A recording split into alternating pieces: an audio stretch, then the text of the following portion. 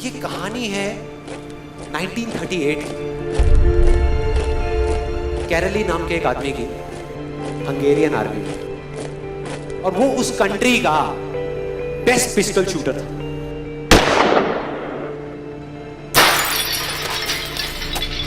जितनी भी national championships हुई थी उस कंट्री में, उसको वो जीत चुका था। और सबको ऑलमोस्ट कंफर्म था कि 1940s में जो ओलंपिक्स होने वाले हैं उसमें गोल्ड मेडल केरली को ही मिलेगा। और उसने सालों से ट्रेनिंग करी थी। उसका एक ही सपना था, एक ही फोकस था कि मुझे अपने इस हाथ को दुनिया का बेस्ट शूटिंग हैंड बनाना है, बेस्ट बनाना है, बेस्ट बनाना है। और वो कामयाब हो गया, उसने बना लिया बेस्ट शूटिंग हैंड। सिर्फ 2 साल का फर्क था।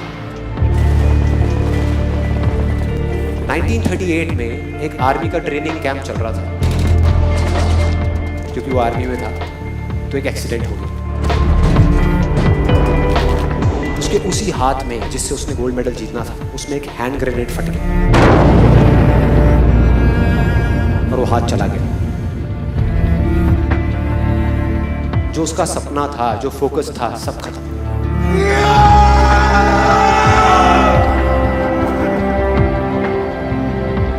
उसके पास 2 रास्ते थे। एक तो ये कि वो बाकी की पूरी जिंदगी रोता रहे और कहीं जा करके छुप जाए, या अपना जो गोल था जिस पे उसने फोकस किया हुआ था उसको पकड़ करके रखे।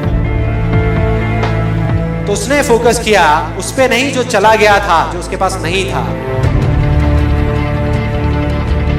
उसने फोकस किया उस पे जो उसके पास था।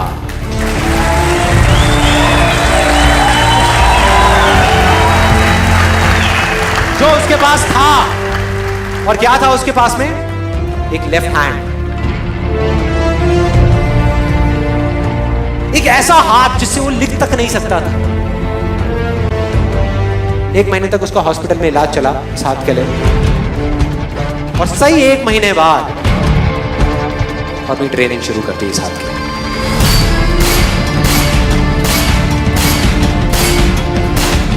ट्रेनिंग के 1 साल बाद, मतलब कि 1939 में वो वापस आया। नेशनल चैंपियनशिप्स हो रही थी वहीं पे हंगरी में, और बाकी भी बहुत सारे पिस्टल शूटर्स थे वहां पे। उन्होंने जा करके उसको कांग्रेचुलेट किया, कहा कि यार देखो, ये होता है जज्बा, ये होती है स्पोर्ट्समैन स्पिरिट, कि इतना सब कुछ होने के बाद भी तुम यहां पर आए हो हमको देखने के लिए और हमारा हौसला बढ़ाने के लिए।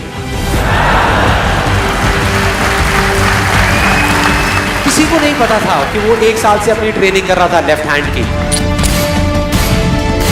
और उसने जवाब दिया, मैं यहां पर तुम्हारा हौसला बढ़ाने नहीं आया, तुम्हारे साथ कॉम्पीट करने आया हूं, तुमसे लड़ने आया हूं, तैयार हो जाओ। और कंपटीशन हुआ। बाकी सब वहां पर जितने भी लोग थे वो कॉम्पीट कर रहे थे अपने बेस्ट हैंड से। ये कॉम्पीट कर रहा था अपने ओनली हैंड से, ओनली हैंड से। कौन जीता?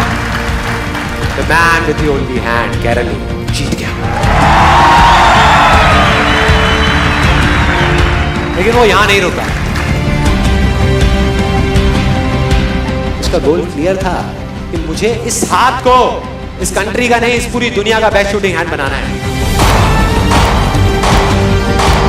उसने अपना सारा फोकस उठा करके डाला 1940 पे, जब ओलंपिक्स होने वाले थे। लेकिन 1940s के ओलंपिक्स कैंसिल हो गए वर्ल्ड वॉर की वजह से।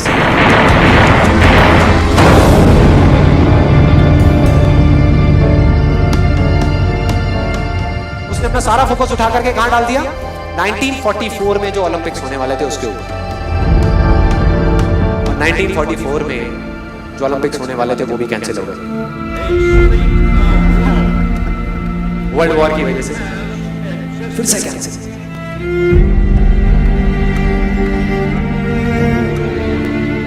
उसने अपना सारा फोकस उठा करके डाल दिया 1948 के ओलंपिक्स में। 1938 में उसकी एज थी 28 साल, 1948 में उसकी एज हो चुकी थी 38 इयर्स। और जो यंगर जो प्लेयर्स आते हैं निकल करके, उनसे कॉम्पीट करना मुश्किल होता चला जाता है। लेकिन मुश्किल नाम का ये वर्ड था ही नहीं उसकी डिक्शनरी में। वो गया, पूरे वर्ल्ड के बेस्ट शूटर्स आए हुए थे जो अपने बेस्ट हैंड से कॉम्पीट कर रहे थे, और ये अपने ओनली हैंड से कॉम्पीट कर रहा था। और कौन जीता? The man with the only hand.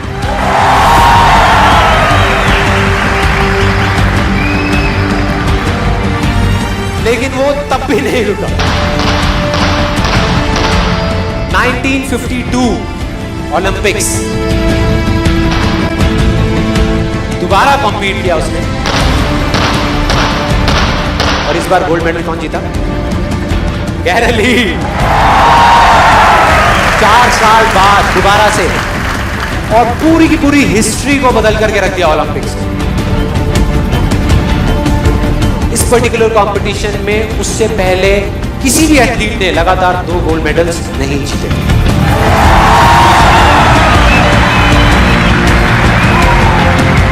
अब किसी भी लूजर के पास चले जाओ, उसके पास लिस्ट होगी बहानों की कि मैं इस वजह से फेल हुआ अपनी लाइफ में, इस वजह से मैं कुछ नहीं कर पाया। बहुत लंबी लिस्ट है।